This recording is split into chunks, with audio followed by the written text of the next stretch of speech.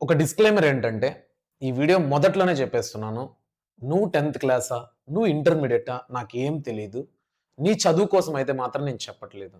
నీ జీవితం కోసం నేను ఎక్స్‌పీరియన్స్ అయిన, నేను ఫీల్ అయిన ఒక మాటను మీ అందరికీ చెప్పగలని ఈరోజు ఇక్కడికొచ్చాను. ఈ వీడియోని చివరి వరకు చూసే ఓపిక ఉంటే చూడండి. కంటెంట్ ఏందంటే బాధగా ఉంది. నవ్వుతున్నా కానీ బాధగా ఉంది. మనం ఇన్‌స్టాగ్రామ్‌లో ఇలా స్క్రోల్ చేస్తుంటాం. చాలా పోస్టులు కనపడుతూ ఉంటాయి. ఇన్‌స్టాగ్రామ్‌లో చాలా ఫోటోలు అప్‌లోడ్ చేస్తూ ఉంటారు. ఆ ఫోటో మీదున్న ఆ పర్సన్ యొక్క యాటిట్యూడు, ఆ పర్సన్ యొక్క ఆరా, ఆ పర్సన్ యొక్క స్మైల్ చూసి వాడికేంరా వాడి జీవితం సూపర్‌గా అనుభవిస్తున్నాడని మనం అనుకుంటాం. సింపుల్‌గా అనేస్తాం. కానీ ఏమో ఆ 10 సెకండ్లు ఫోటో తీసుకునేటప్పుడు ఇచ్చిన స్మైల్ వెనకాల ఎంత ఫేక్‌నెస్ ఉందో, ఎంత బాధ ఉందో.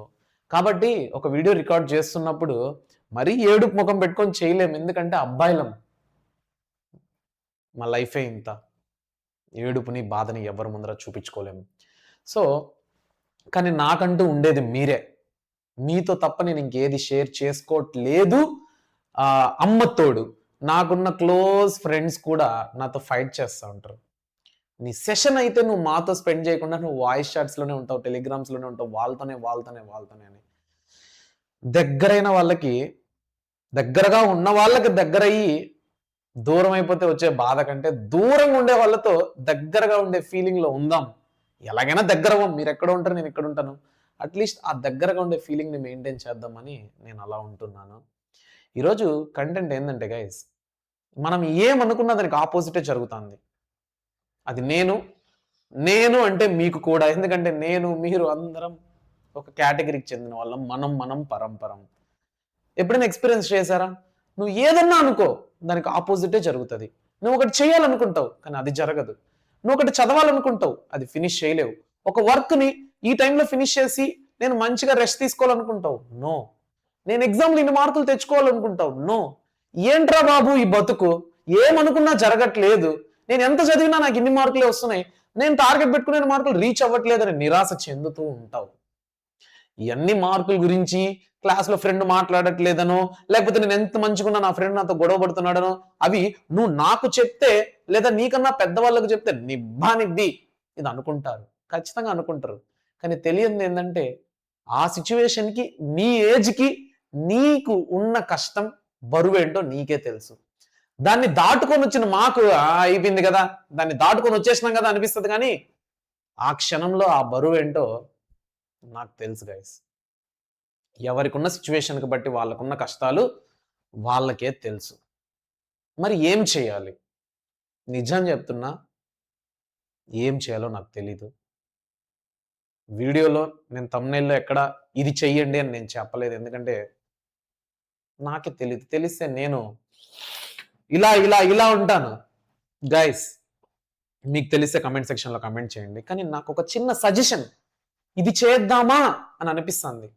నాలాగా మీరందరూ ఫీల్ అవుతుంటే కలిసి చేద్దాం. ఏంటంటే కష్టాలొచ్చినాయి. నేను ఫీల్ అయ్యేది చెప్తున్నా. మీరెలా ఫీల్ అవ్వాలనుకుంటే అవ్వండి. కష్టాలొచ్చినాయి. ఏదన్నా నింద మన మీద పడింది. ఏదన్నా ఒక కష్టం మనల్ని ఎదుర్కొనింది. పారిపోదామా? ఎక్కడికైనా పారిపోతాం. ఈ ప్రపంచంలో నువ్వు ఎక్కడికెళ్ళినా నీకంటూ ఒక నెగెటివ్ సిట్యుయేషన్ అనేది ఉంటది. బ్యాడ్ సిట్యుయేషన్ అనేది నువ్వు ఫేస్ చేయకుండా మన జీవితం అయితే ఎండ్ అవ్వదు. పారిపోలేం. లొంగిపోలేం. లొంగిపోయి రోజు నేను కష్టాల్లో బ్రతకతా. నాకు అలవాటయిపోయింది.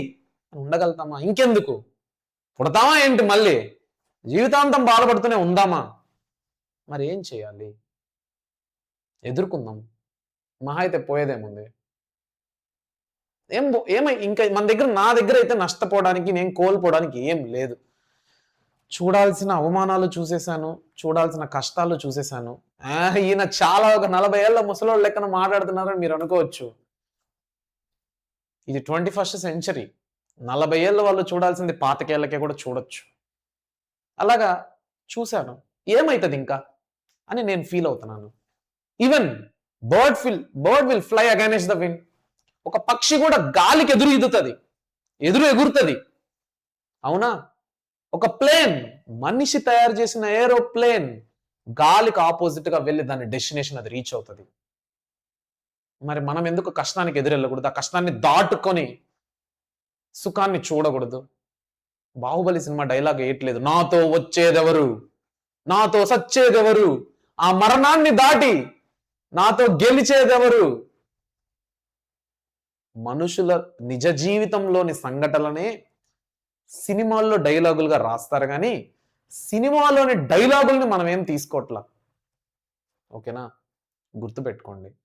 ఈ వీడియో నా భావాన్ని, నా బాధని, నా ఫీలింగ్ని చెప్పుకోవాలి. ఎవరికి చెప్పుకోవాలి? మీకు చెప్పుకోవాలి. చెప్పుకుందామని రికార్డ్ చేస్తున్నాను. 10th class is nothing. Intermediate is nothing. నేను చదవలేకపోతున్నానని ప్రెషర్ తెచ్చుకొని ఏడవకు దయచేసి. నీ కన్నీటి బొట్టుకంటూ ఒక విలువ ఉంటుంది. అసలైన కష్టాలు ముందు రాబోతున్నాయి. నువ్వు దీనికే ఏడ్చేస్తే, నువ్వు దీనికే బాధపడిపోతే, నువ్వు దీనికే డిప్రెషన్ అయిపోతే ముందు ముందు వచ్చే కష్టాలను నువ్వు ఎలా ఫేస్ చేయగలుగుతావు, ఎలా ఎదుర్కోగలుగుతావు? నేను చెప్పేది అతిశయోక్తి, నేను చెప్పేది అబద్ధం అయితే మీ ఇంట్లో మీ అమ్మా నాన్నలను ఒకసారి అడుగు. Just SIT with your parents.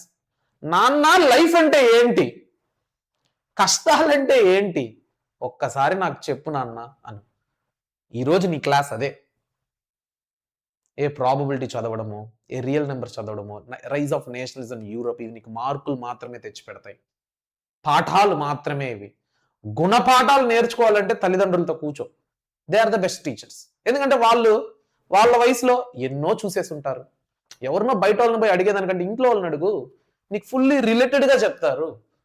రిలేటివ్స్లో ఏదన్నా వాళ్ళతో ఏమన్నా కష్టాలు అవమానాలు ఫేస్ చేస్తుంటే, ఫ్రెండ్స్ సర్కిల్లో ఏదన్నా అపనిందలు అవమానాలు ఫేస్ చేస్తుంటే, ఫైనాన్షియల్గా ఎప్పుడైనా టక్కుమని చాలా డబ్బు అవసరం వచ్చి దొరకకుండా ఇబ్బందులు ఫేస్ చేస్తుంటే ఇవన్నీ వాళ్ళే చెప్తారు. మరి ఏం చేయాలి, ఏం చేయాలి, ఏం చేయాలి? మనం ఏం చేయలేం. మనం నిమిత్త మాత్రులం. దేవుడు రాత రాశాడు. ఆ తలరాతని తిరగరాయడానికి మనం ప్రయత్నిస్తూ ఉండాలి, అంతే. అంతే. ప్రయత్నించకుండా కూర్చుంటే ఏంలే. సునామీ వస్తుంది, అది వస్తుంది కదా, నువ్వు పరిగెత్తు. ఒక 2 అడుగులు వేసేంత వరకన్నా బ్రతుకుతావు. అది వస్తుంది, ఇంకా అయిపోయింది నా కథ అనుకుంటే ఫస్ట్ పోయేది మనమే. కాబట్టి ప్రయత్నిద్దాం. ప్రయత్నిస్తే పోయేదేం లేదు. మన దగ్గర పోగొట్టుకోవడానికి ఏమీ లేదు. నీ ఏజ్కి ఈ వీడియో నువ్వు ఒక 10th ఇంటర్ స్టూడెంట్ చూస్తుంటే నీ ఏజ్కి నీ దగ్గర విలువైంది ఏదన్నా ఉందంటే అది టైం. డబ్బుంది, బంగారం ఉంది, ఇవన్నీ టెంపరరీ. నీ దగ్గర విలువైంది టైం. ఆ టైంని పనంగా పెట్టు, సరైన పద్ధతిలో వాడు, దేన్నైనా ఎదుర్కో. ఖచ్చితంగా సక్సెస్ అవుతాం. లేకపోతే ఏమవుతాం? ఫెయిల్ అవుతాం, అంతే కదా, చచ్చిపోంగా.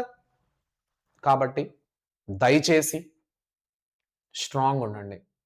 ఎంత నాకెందుకురా చెప్తున్నాడినా, ఆయన వీక్ అయిపోయి మనల్ని వచ్చి స్ట్రాంగ్ ఉండమంటున్నాడు అని అనుకోకండి. నేను మీరు ఒక్కటే అని నేను ఎప్పుడు నమ్ముతాను. ఎంతటి బలవంతుడైనా బలహీనమైన క్షణాలు ఎదుర్కోకుండా అతని జీవితం అయితే ఎండ్ అవ్వదు. కాబట్టి నువ్వెంత స్ట్రాంగ్ అయినా, నేనెంత స్ట్రాంగ్ అయినా, మన మనసు కూడా మృదువైనదే. బాధ కలిగే క్షణాలు ఖచ్చితంగా నీకు ఉంటాయి, నాకు ఉంటాయి. అప్పుడు నువ్వు ఇలా ఉండాలని నేను చెప్తున్నాను. ఇక సెలవు తీసుకుంటూ నేను మీ రూపేష్ పూతలపట్టు.